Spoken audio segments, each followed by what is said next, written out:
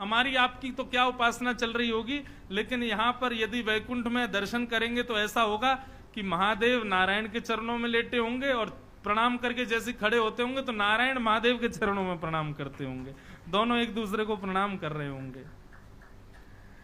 यहां महादेव पंचामृत अभिषेक करते होंगे नारायण का, और फिर नारायण पंचामृत अभिषेक करते होंगे महादेव का। एक दूसरे की उपासना चल रही होगी। और हम भी ऐसे ही करें, हम भी देखो रोज करते हैं, हम अपने लाल जी की सेवा भी कर रहे हैं, उनकी उपासना भी हो रही है, और फिर अपने शालिग्राम भगवान के अभिषेक के जल से फिर हमारे गिरधर लाल जी, छोटे से लाल जी हमारे, ऐसे छोटे से उनके वो हैं शंकर जी, और उनका नाम पता है, हमारे ठाकुर जी का नाम गिरधर लाल और उनके शंकर जी का नाम गिरधर लाल लालेश्वर, गिरधर लाल के भी लाला। छोटे से स्फटिक के शंकर जी हैं, रोज उनका अभिषेक होता है। लेकिन अभिषेक किससे होता है? हमारे ठाकुर जी का जिससे स्नान होता है उस जल से शंकर जी का स्नान होता है। गंगा सबसे प्रिय है महादेव को, गंगा को अपने सिर पर धारण करते हैं। क्यों? क्योंकि गंगा नारायण के चरणों से निकली, इसलिए महादेव उससे स्नान करते हैं, उसको अपने सिर पर धारण करते हैं। तो महादेव और नारायण इन दोनों की भक्ति ऐसी एक दूसरे के प्रति, या महादेव भक्ति करते हैं तो फिर नारायण भी सोचते हैं इन्होंने इतनी की तो इससे दुगनी मैं इनकी करूंगा। तो क्या हुआ, एक बार भगवान कमल, सहस्त्र कमल चढ़ा रहे थे महादेव को, 1000 स्वर्ण के कमल, स्वर्ण कमल। अच्छा एक बात बताऊं आपको, महादेव के मंदिर में जब भी जाओ, चाहे विल्लु पत्र चढ़ाओ, पुष्प चढ़ाओ, कोई टोना टोटका नहीं बता रहा हूं मैं एक सामान्य भक्ति भाव बता रहा हूं। महादेव के मंदिर में जाओ, महादेव के ऊपर जल चढ़ाओ, चाहे अभिषेक करो, चाहे विल्लु पत्र चढ़ाओ, चाहे पुष्प चढ़ाओ, चाहे माला पहनाओ, अधिकतर लोगों का स्वभाव होता है कि मंदिर में जाते हैं ओम नमः शिवाय, ओम नमः शिवाय, ओम नमः शिवाय, ओम नमः शिवाय, ओम नमः शिवाय, ओम नमः शिवाय बोलते हैं। मेरा ऐसा मानना है, महादेव को महादेव का ही नाम सुनाओगे उससे उनको शायद इतनी प्रसन्न, ऊब गए होंगे, अब तो सुन सुन के पक गए होंगे, पूरे दिन मेरा ही नाम गाते रहते हैं। महादेव के सन्मुख जाके उनको जो प्रिय है वो नाम गाओ। मैं रोज अभिषेक करता हूं, लेकिन अभिषेक करते समय मेरे मुख पर होता है श्री राम जय जय राम।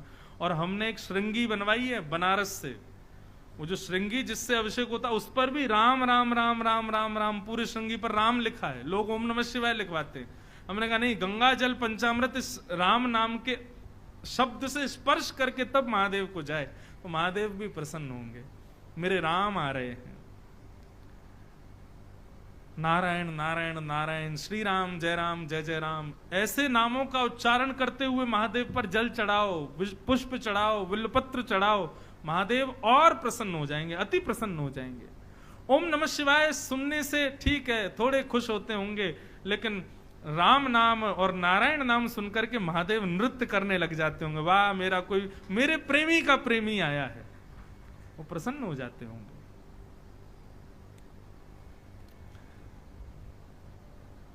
मानस में प्रभु श्री राम कहते हैं, जब रामेश्वरम की स्थापना करते हैं, बालूका से जब शिव जी को बनाते हैं, उसके बाद भगवान कहते हैं शिवद्रोही मम भगत कहावा, सोनर सपने मोहे न पावा।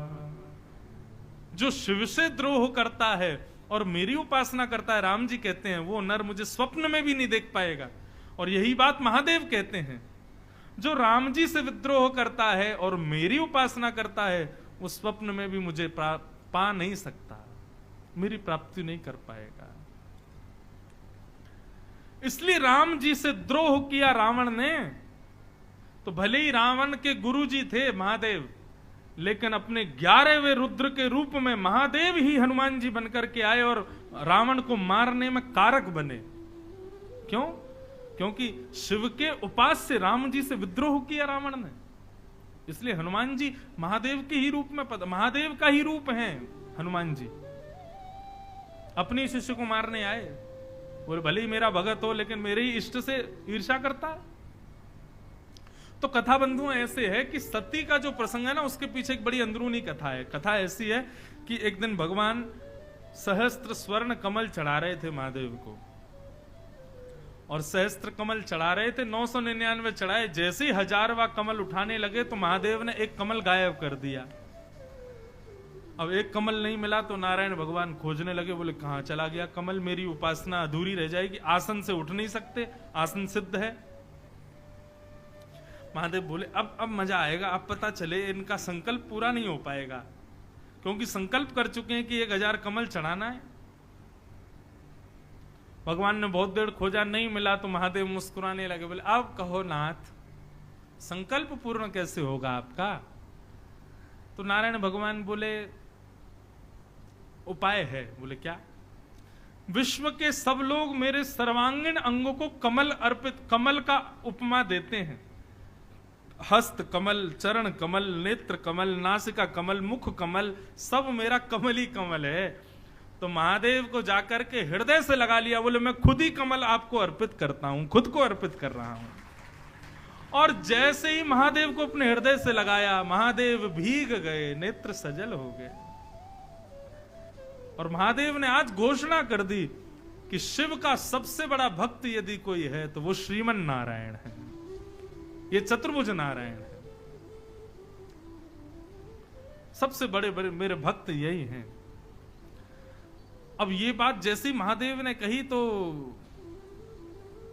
नारायण भगवान बोलने लगे, बोले अरे आपने हमको बड़ा बता दिया। अब देखो भक्ति में भी बड़ा बताना, ये भी भगवान को कष्ट दे रहा था कि आपने हमको बड़ा क्यों बता, हम भी आपको बड़ा बताएंगे, आप भी हमारे सबसे बड़े भक्त हो। महादेव बोले सिद्ध करके दिखाओ। बोले समय आने तो सिद्ध करेंगे। और सिद्ध कैसे हुआ? जब सती और शंकर जी दोनों राम कथा सुनकर के निकले तो वन में विचरण करते हुए जा रहे थे, तभी राम और लक्ष्मण दोनों सीता जी के विरह से आतुर करते हुए घूम रहे थे। और दूर से ही जैसे ही महादेव ने देखा, राम जी को तुरंत दंडवत प्रणाम किया। सती को बोला प्रणाम करो। बोले क्यों, ये कौन है? ये बोले वही है जिनकी कथा हम सुन के आ रहे हैं, सीता जी का हरण कर लिया है रावण ने, उनको खोज रहे हैं, जल्दी प्रणाम करो, ये वही जा रहे हैं। तो सती कथा तो सुन करके आई थी, लेकिन दर्शन करने में उसको विश्वास नहीं हो रहा है कि ये भगवान है। अब ये कथा तो हम सबको पता है, लेकिन इसके पीछे अंदरूनी भाव है कुछ, अंत में पता चलेगा। सती को लगा कि ये भगवान नहीं हो सकते। अरे भगवान तो निर्विकार निरीह हैं, निर्विकल्प हैं, उनको मोह नहीं हो सकता, ये पत्नी के मोह में रो रहे हैं, ये भगवान कैसे हो सकते हैं? तो उनकी परीक्षा लेने के लिए सती सीता जी का रूप धारण करके गई और कुछ नहीं किया, बस राम जी के आगे आगे चलने लगे। लक्ष्मण जी और राम जी दोनों ने जब सती को देखा, सीता जी का रूप धारण करके गई थी, लेकिन जैसे ही सती ने पीछे मुड़ के देखा तो राम जी हाथ जोड़ के खड़े थे और प्रणाम करते हुए बोले मां अकेली आई हो, महादेव नहीं आए साथ में। अब तो सती घबराई, बोले कि मैं तो सीता का रूप धारण कर, इन्होंने पहचान लिया मुझको। तुरंत भागी वहां से, दौड़ करके महादेव के पास गई। महादेव बोली क्या हुआ? बोले नहीं, मैं तो दूर से दर्शन में आनंद नहीं आया, पास से देखने गई थी भगवान को कैसे दिख रहे हैं। परंतु महादेव तो जानते हैं क्या हुआ है। महादेव जब लौट करके आए तो बंधुओं, सती इतनी प्रिय है भगवान महादेव को कि भगवान शिव अपने गलों में मुंडों की माला भी जो धारण करते हैं ना, एक बार पार्वती ने क्रोध करके पूछ लिया मुंड माला किसकी पहनते हो? तो भगवान महादेव ने स्पष्ट कर दिया, बोले हम तो अमर हैं, परंतु हर बार कुछ समय के बाद आपको जाना पड़ता है, तो आप जब चली जाती हैं तब आपके मुंडों को ही हम अपनी माला में पहन लेते हैं और सदैव अपने हृदय से लगा करके। इतनी प्रिय है सती, वही सती पार्वती बन के आई, वही हर कल्प में नए नए रूप धारण करके सती ही आती हैं भगवान के पास। इतनी प्रिय है सती, कभी अपने से अलग नहीं करते सती को। लेकिन आज भगवान की सेवा में परीक्षा ली सती ने, तो महादेव जो आसन सदैव अपने बगल में लगाते थे, वो आसन बगल से हटा करके आज सामने लगाया, त्याग कर दिया सती का। और जैसे ही आसन सन्मुख लगाया, सती समझ गई कि मेरा त्याग हो गया है। हम लोग कथा यहीं तक जानते हैं कि भगवान शिव ने सती का त्याग कर दिया, और उसके बाद में फिर आगे कथा आती है कि वो वहां जाकर के सती ने अपने आप को सती कर दिया कि अब इस देह को वो स्वीकार नहीं करेंगे। लेकिन वास्तविकता इसमें क्या थी? वास्तविकता इसमें यही थी कि सती एक बार नारायण के पास गई और नारायण से जाकर के कहीं, बोले हमारे महादेव बड़े व्याकुल रहते हैं। नारायण बोले क्यों? बोले वो सहस्त्र कमल वाली कथा में आपने खुद को अर्पित किया तो भगवान हमारे महादेव ने आपको अपना सर्वश्रेष्ठ भक्त बता दिया। तब आपने कहा था कि हम भी आपको सर्वश्रेष्ठ भक्त बताएंगे। तो वो सदैव इसी चिंतन में रहते हैं कि मैं तो इतना बड़ा त्याग कर ही नहीं सकता। नारायण ने तो अपने संपूर्ण देह का मुझ पर त्याग कर दिया, संपूर्ण शरीर ही मुझको अर्पित कर दिया, मैं क्या त्यागूं उनके लिए? उनको सदैव यही चिंता रहती है। तब नारायण भगवान ने बताया, बोले देखो महादेव को सबसे प्रिय हो आप, मेरे लिए यदि वो आपका त्याग कर देंगे तो वो मुझसे भी श्रेष्ठ भक्त हो जाएंगे। तो सती जी आप एक काम करना, जब हम राम बनकर के आए तब आप हमारी परीक्षा लेने के लिए आना। जब आप हमारी परीक्षा लेने के लिए सीता स्वरूप धारण करोगी तब महादेव के मन में भाव आएगा, अरे ये तो मेरी पत्नी अब मेरी मां के रूप में जा चुकी है, अब मां को मैं पत्नी रूप में नहीं देख सकता। उस दिन महादेव आपको हमारी सेवा के लिए त्यागेंगे। उस दिन हम घोषणा कर देंगे कि हमारे भी सबसे बड़े भक्त महादेव हैं, उनसे बड़ा भक्त कोई नहीं है।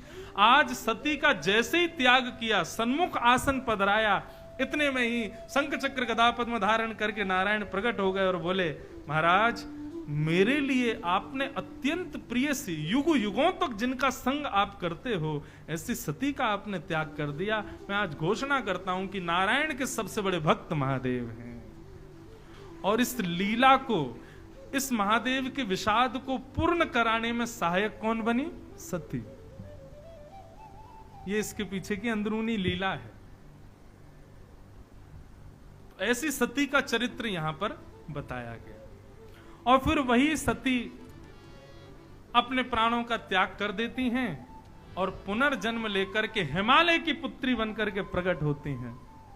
हिमालय की पुत्री पार्वती के रूप में आती हैं और तब यहां पर महादेव को स्वीकार करती हैं।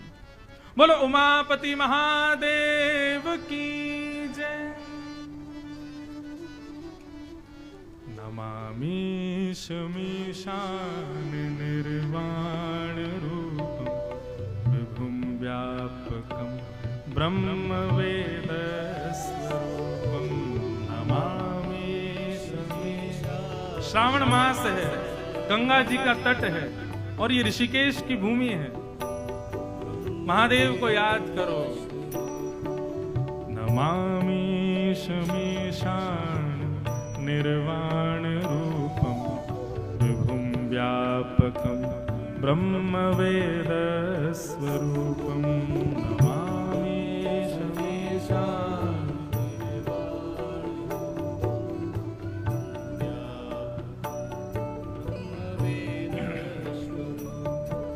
निजं निर्गुणं निर्विकल्पं निरीहं चिदाकाशमाकाशवासं भजेऽहम्।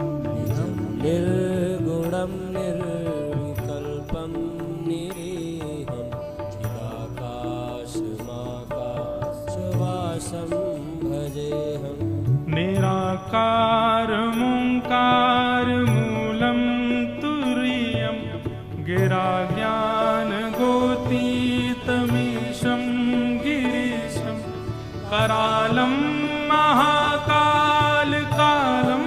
कृपालं गुणागार संसार पारं नतो नमामि शमीशान निर्वाण रूपं व्यापकं ब्रह्म वेद स्वरूपं नमामि शमीशान निर्वाण व्यापकं ब्रह्म वेद तुषाराद्रिशङ्काशगौरं गम्भीरं मनोभूतकोटि प्रभाश्री शरीरं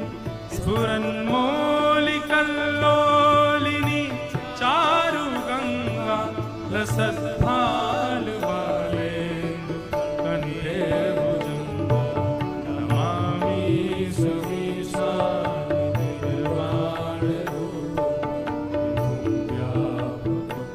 ब्रह्म वेद स्वरूप हे नमामि समीसा निर्वाण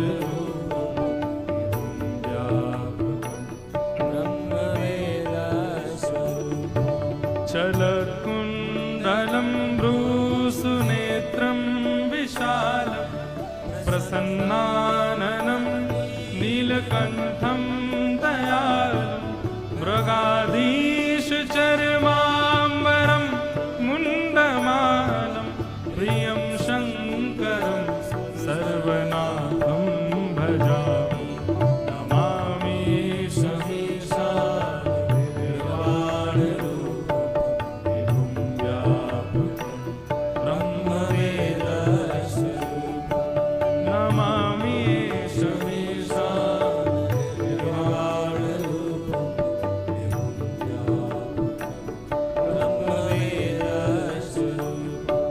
प्रचण्डं प्रकष्टं प्रगल्भं परेशम् अखण्डं अजं भानुकोटिप्रकाशं त्रियः शूलनिर्मूलनं शूलपाणि भजेऽहं भवामि पतिं भावगं नमामि सुमीसा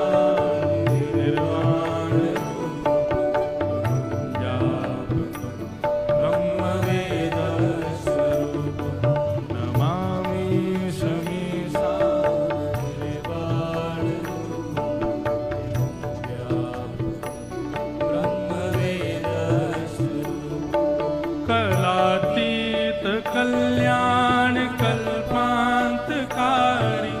सदा सज्जनानंद दाता पुरारी चिदानंद संदोहमो आपहारी प्रसीद प्रसीद प्रभो मन्मथा नमामि समीसा निर्वाण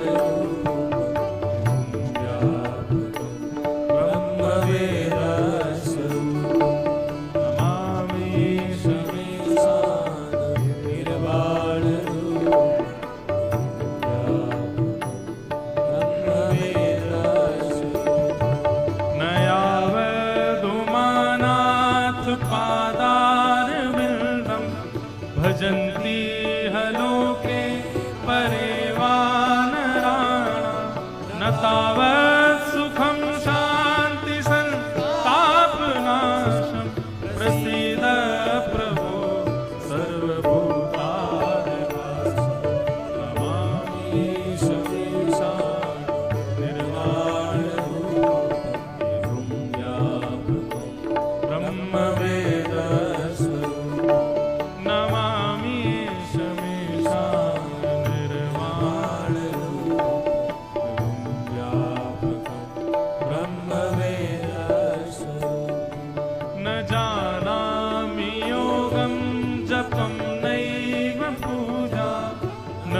हम सदा सर्वदा शंभुभ्यं जरा जन्म दुःखोद्यता ताप्यमानं प्रभो पाहि यातं नमामि शशं नमामि शमीशा